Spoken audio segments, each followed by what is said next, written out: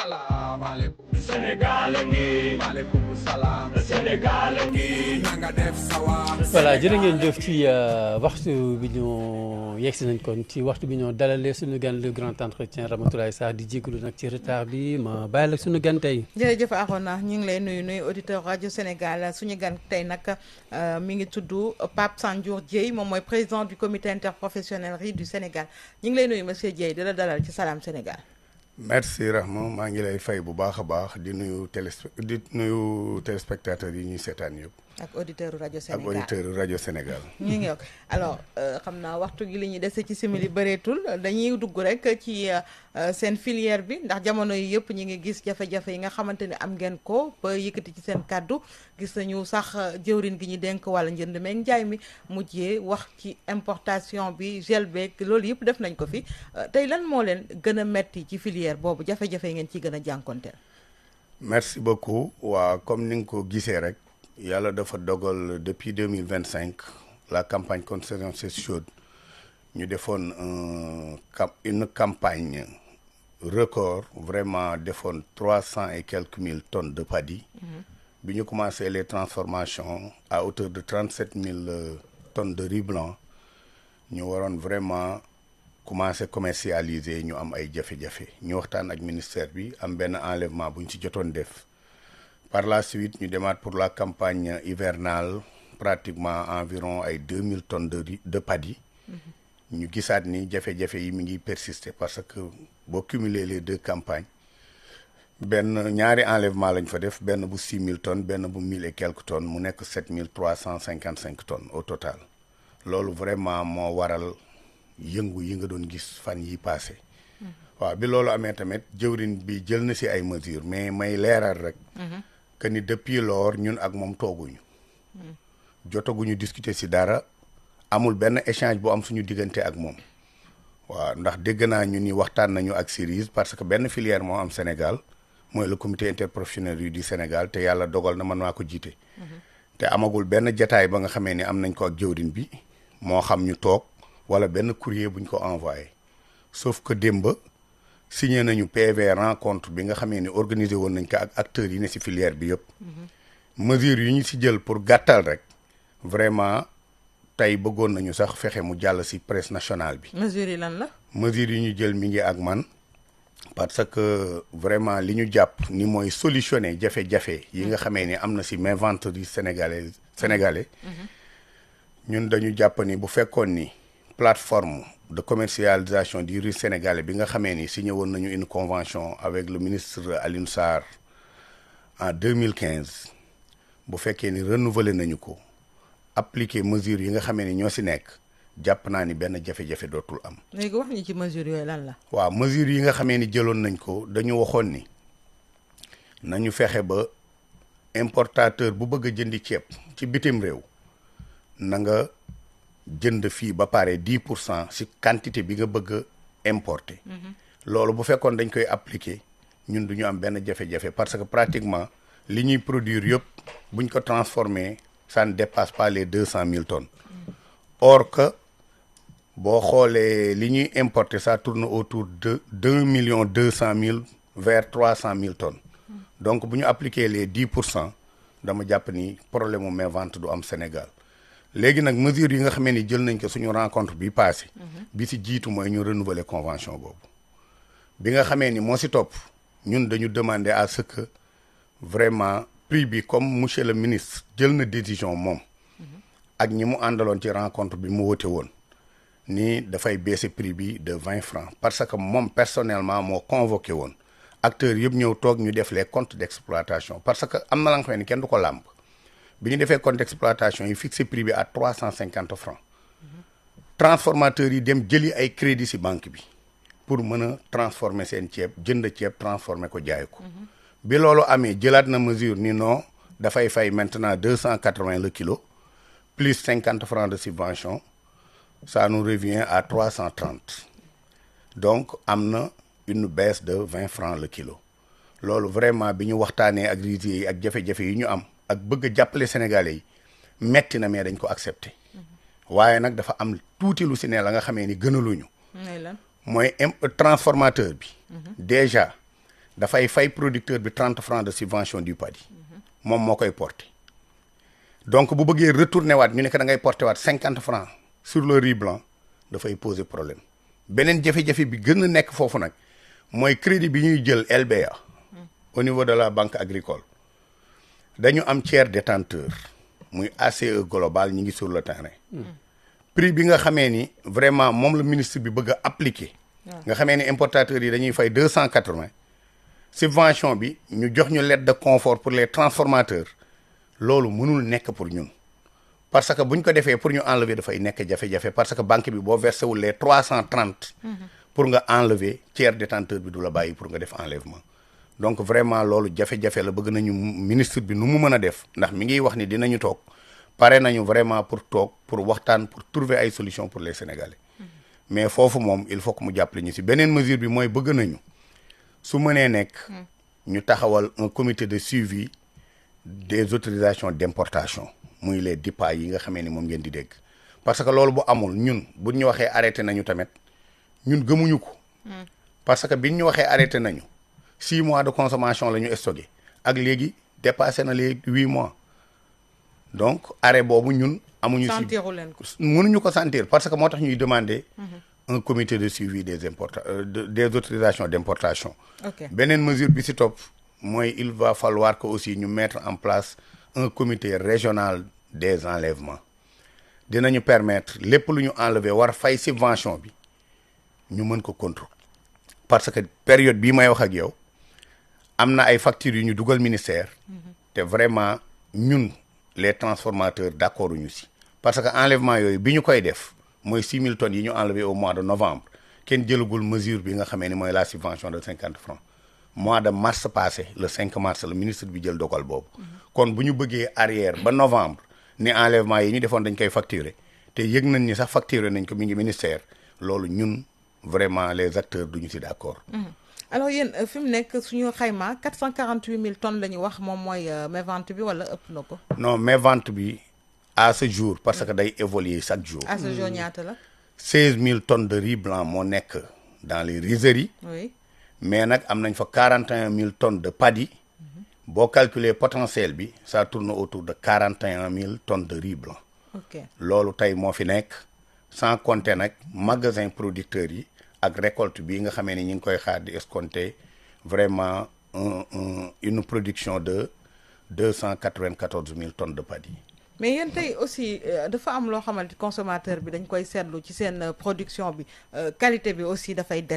est-ce que du loolu moo waral aussi importation bi ñu ngeen am problème yooyu la ndax bu fekkee ni dañu dem importer ci beneen riz boo xam ni qualité bi moom moo gën a baax et tout moo tax consommateur yi privilégié boobu est-ce que warul leen xoolaat tamit ni ngeen koy defee qualité bi xool disponibilité bi également ndax yenn saa yi nga dem ci yenn commerce yoo xam ni doo ko fa gis naam bu fekkee ni moom nga bëgg jël consommer ko doo ko fa gis. waaw vraiment loolu li ko indi xam nga bu fekkee ni da ngay viser autosuffisance alimentaire. ba pare jël sa riz di ko comparer ak beneen ceeb ba nga xamee ni xamuloo. si yan anam lañ ko bayee ak ñaata at la am vraiment problème la. ñun li ñuy dépenser si ay milliards pour autosuffisant dama jàpp ni suñu ceeb waruñu ko sax comparer ak beneen ceeb. tey bu fekkoon ñu appliquer les quotas.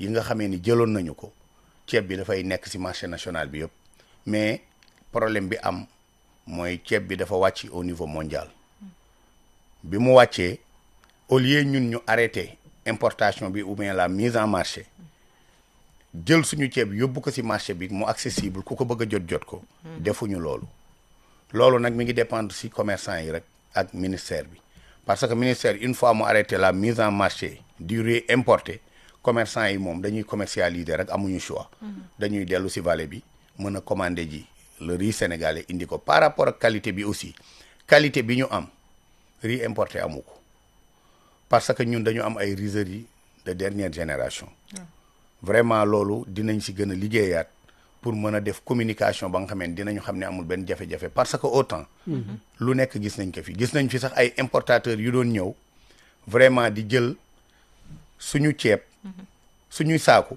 di si def riz importé ba nga xamee ni baaxul pour mën a vraiment bañ ñu jaay suñu ceeb kese ah oui loolu am na fi donc yu mel noonu dinañ si jóg dinañ si gën a waxtaan jël suñu ceeb defalaat ko encore une promotion ba nga xamee ni dina permettre sénégalais yi xam ban ceeb la ñu yor.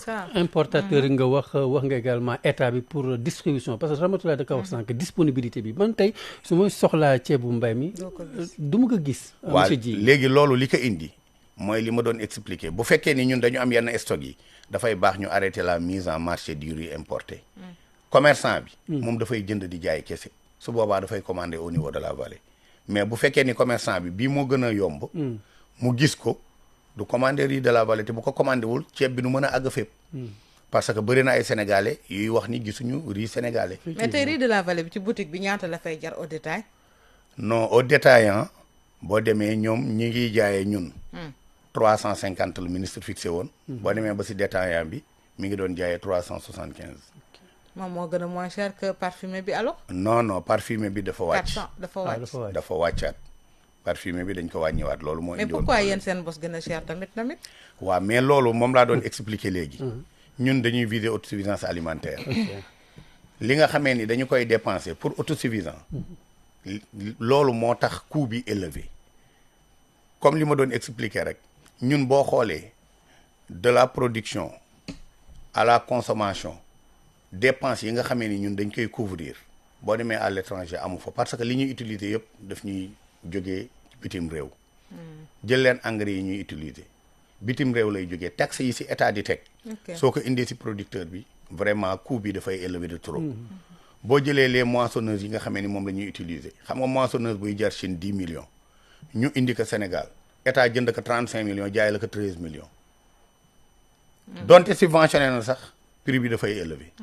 boo xoolee ñun électricité bi ñuy utiliser ak prime fixe yi dafa metti ñi ngi wax enlevé nañu prime fixe enlevé nañ ko mais am na yeneen taxes ya nga xamee ni ñi ngi koy def ci facture bi vraiment pour ñu couvrir yenn kii dafay métti mais coût de production yi ñoo élevé parce que lépp lu ñuy def ci compte d'exploitation lañ koy teg mais ñun suñuy coût dafa gën a élevé ñi nga xamee ni dañuy bay à l'étranger loolu vraiment moo gën a nekk suñu jafe-jafe kuy vider autosuffisance alimentaire nag jël ay milliards di ko investir doo jël sa ceeb di ko comparer ak beneen ceeb buy jógee bitim réew. D'accord. Alors, on va rebondir sur quelques points en français. Je rappelle que nous recevons Pape Sanjour Dieye. Il est le président du comité interprofessionnel riz du Sénégal. La filière, justement, vous faites face à beaucoup de difficultés. Est-ce qu'on peut savoir aujourd'hui les différents points sur lesquels vous voudrez bien que le ministre vienne ou bien trouve des solutions? Merci beaucoup. Comme vous le voyez, la semaine passée, on était vraiment sur la route pour des difficultés de la main-vente du riz sénégalais. Et depuis lors, on n'a pas encore vu le ministre. Il a pris des décisions. On l'a vu hier à RFM Matin. Il parlait de quelques mesures que nous vraiment, on n'a pas encore vu le ministre. On n'a pas assisté à une réunion au niveau du ministère. Mais nous avions organisé une rencontre à Ross Béthio avec tous les acteurs. Et on a pris des mesures que nous avons vraiment déposées au niveau des instances supérieures pour vraiment discuter, pour trouver des solutions par rapport à la main-vente du riz sénégalais. Et quelles sont ces mesures? Ces mesures, on peut prendre vraiment le renouvellement du contrat de commercialisation du riz sénégalais qui a été signé depuis 2015. Et jusqu'à présent, nous courons derrière le ministère pour son renouvellement. Ensuite, le prix. Parce que nous constatons que le ministre a fait une baisse de 20 francs sur le kilo du riz sénégalais. Et ça, pour vraiment aider les Sénégalais à consommer le riz sénégalais, on accepte la baisse, mais vraiment, on veut que l'importateur paye directement les 330 francs les 330 francs du prix qui a été fixé par le ministère. Si on ne paye pas les 330, nous aurons des problèmes avec la LBA. Comme je l'ai dit tout à l'heure, nous contactons des crédits là-bas et il y a un tiers détenteur qui est sur place, qui gère les magasins. Si on ne paye pas les 330, on aura des difficultés d'enlèvement. Donc sur ces mesures, on veut que l'État paye, l'importateur paye directement les 330 aux transformateurs et ce qui reste, c'est la subvention des 50 francs. L'importateur essaie de récupérer les 50 francs avec l'État du Sénégal. Et aujourd'hui, à combien estimez-vous la mévente? C'est combien? Pour la mévente, nous avons 16 000 tonnes de riz blanc qui est dans les rizeries et 41 000 tonnes de paddy. Donc, au total, nous avons un potentiel de 41 000 tonnes de riz blanc au niveau des rizeries. D'autant plus, on a des stocks de paddy conséquents au niveau des producteurs qui n'a pas été encore acheté et une production escomptée de 294 000 tonnes pour la campagne contre-saison sur 2026. Et pour la disponibilité, pourquoi on n'arrive pas à avoir le riz paddy au niveau de certains commerces? Ça, c'est un problème qui vient parce que si on n'arrête pas la mise en marché du riz importé, on aura toujours ces genres de problèmes. Parce que nous produisons, nous transformons, mais la commercialisation a été gérée par les commerçants. Et si on n'arrête pas la mise en marché du riz importé, notre riz ne sera pas sur le marché. Donc on demande à l'État d'arrêter la mise en marché pour que les commerçants puissent prendre le riz sénégalais. Et vous l'avez dit tantôt, aujourd'hui vous souhaitez également que le producteur vienne acheter au moins 10 tonnes chez vous. C'est bien 10 tonnes ou bien 10%. Comme 10% plutôt? Non, c'est comme je l'avais dit tout à l'heure. On avait vraiment une plateforme de commercialisation du riz sénégalais qui regroupait les ministères concernés, les acteurs de la filière, mais en même temps les importateurs.